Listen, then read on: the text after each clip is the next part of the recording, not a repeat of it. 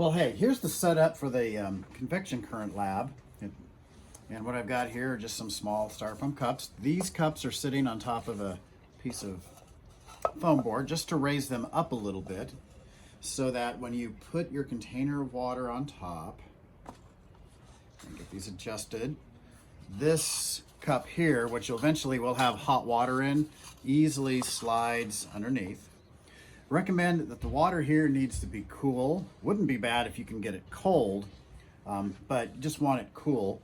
And then I'm just gonna demonstrate how to put the dyes inside of here. I'm using green dye right now, which the instructions call for red dye in the middle and then blue dyes over here.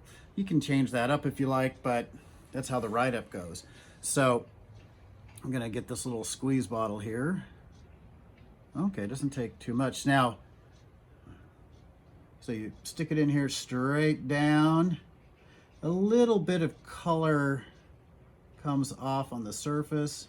So I put kind of like a little, about a drop there. And then, now with the other colors, you'd set this one back in the test tube, get your blue dye out, and then come over here. It's nice if you can have the water has been sitting for a little while, so there's not any little current stirring around in there, which I know can be tough when you're trying to set it up in a class. But if you got the lab stations on the side of the room, it makes it a lot easier. I would do this going around with my students. Tables, oh, okay, give me a little trouble there. Come on, oh, okay. I guess I ran out of dye there, okay. And a nice thing is with the red and blue dyes, if you're gonna use them, you know, for next year in the lab activity, this little test tube, you can just let it go ahead and dry out, and the next year you put a drop in it of water or the food coloring, and then you can just reuse it. You don't have to wash it after each one. So let me pick this up here. Oh, sorry, I didn't mean to cover that up. So from the top, it looks kind of like this. There's a little bit of the liquid there. Now remember, this will be red for the lab. These two will be blue.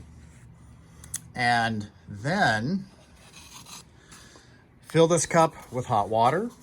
What's really nice is to have the little coffee maker in your classroom that just heat up water. You put the hot water in and then slide this underneath. I had my students with a Ziploc bag of ice. I'd have them gently hold the ice here and over here on this side. And then you begin to see when that happens that this will begin to rise up. And as this rises up, it draws the blue dye from the sides. And that's what I told the students, that's wind blowing across, represents wind blowing across the landscape.